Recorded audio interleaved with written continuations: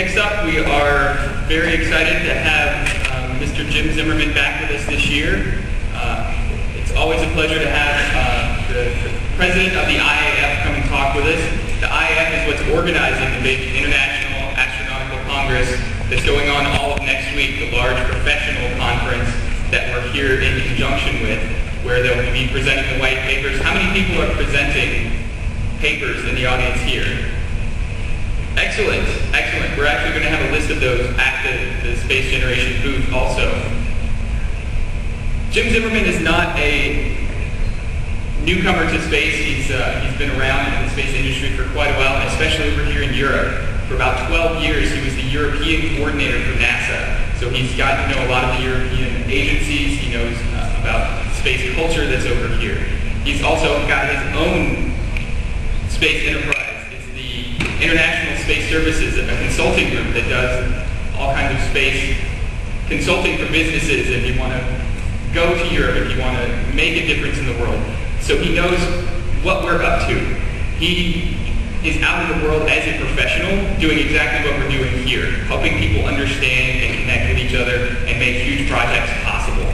So it's hard to express how excited we are that he's taken that to the next level by not just being an example of how to go forward into the industry and make things happen, but then coming back and enabling us to do the same thing through this Young Professionals program and by encouraging us at the IAC and being a strong advocate for us, as Jim said. So I'd like to welcome Mr. Jim Zimmerman up to the stage.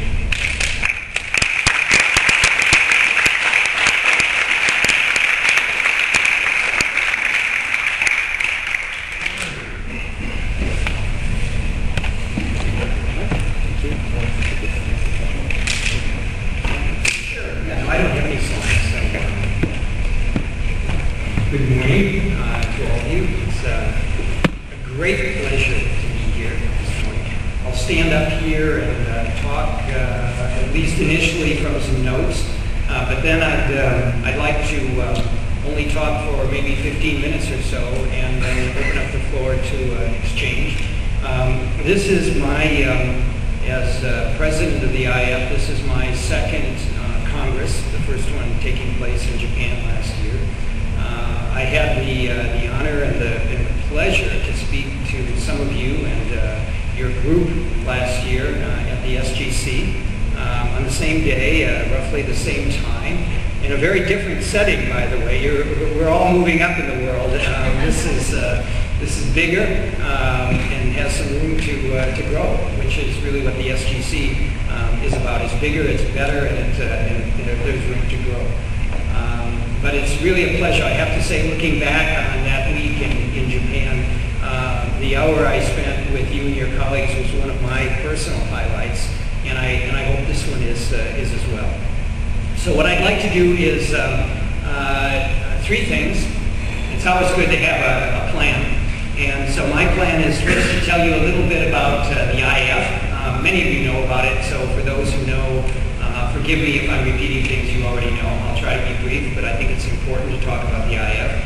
And then a little bit about where the IAF and the associated organizations are headed. And then to speak for just a minute about the IAF and the SGC, the SGAC, because they are two different organizations, all working for the same very important purpose. So first of all, we are in the IAF, we're an association, a federation, a group of groups. We have approximately 150 members, actually closer to 160, and about roughly 10 more members, still not sure yet, will join us this year. We take on new members each annual meeting, and we're hoping for approximately 10 new ones to join us, which is a real positive thing. We're very proud to say that. We have about 50 countries right now represented, and I'm going to come back to our goals in a second, but we want more. We want more members, we want more countries. We organize, as a primary organizer, we organize this International Astronautical Congress that's held each fall. It is, I think, safe to say that it is the premier global space conference. It's the only place where everybody from around the world comes. Sometimes not everyone every year, but most of the countries, most of the senior people, most of the companies, societies, and institutes come. And many of you and your colleagues come too, which enrich us a great deal. We have this Congress, this IAC, once a year. As I said, it's an annual meeting. We rotate around the world. We were in Japan last year. Next year, this year we're in Valencia, beautiful city of Valencia, all the sunshine and history. Next year we're going to Hyderabad, India, an exciting, really exciting place. And I hope all of you can come with us for that because it's a great place. I was there in March and very, very impressed. The year after that, we're going to Glasgow, Scotland. And the year after that, we're not sure yet. We have 3 choices.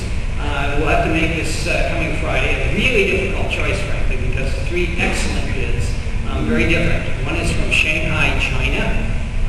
The second is from Daejeon, Korea, which is kind of the techno city in Korea, the head of their own city for their space agency. And finally, from Prague, Czechoslovakia.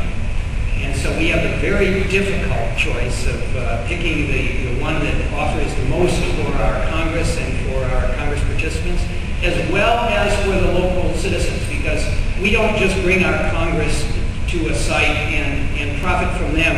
We try to take all our space experience and enthusiasm and help the local country. We put them on the stage and in the spotlight and try to promote space in their country and in their region. So this annual meeting is a conglomeration of technical sessions. As many of you know, you raised your hands, you're presenting papers. There are 130 technical sessions that take place during the week. Something like 1,400 papers are presented. An awful lot of papers, hard to see them all or listen to them all. There are plenary events with very distinguished people talking about key topics. Monday, schedule's changing a little bit, but Monday late morning, the heads of most of the 7 largest and most important space agencies through the world will be here and say some things.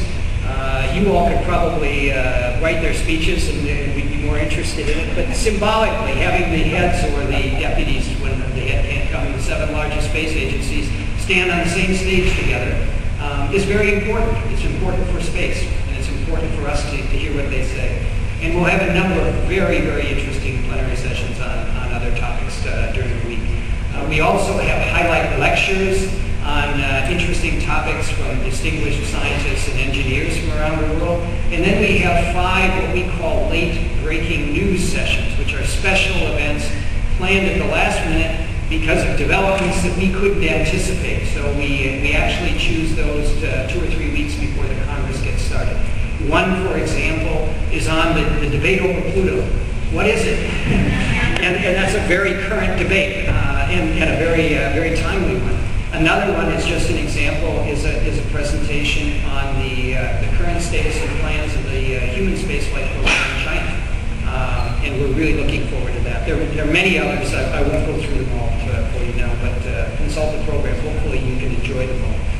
But the most important thing about these IACs isn't really what's said in the formal sessions. It's what's said on the margins. It's said over coffee, over a drink, with that friend you haven't seen for a year who you run into and want to talk. Because we're exchanging information. We're sharing where we are, what we're doing, how we're competing, how we're cooperating. And out of those exchanges does come cooperation, which is really at the heart of what we do in the IAF. We exchange information and we encourage cooperation. Cooperation between space agencies, between companies, between societies, and even between individuals on a personal level.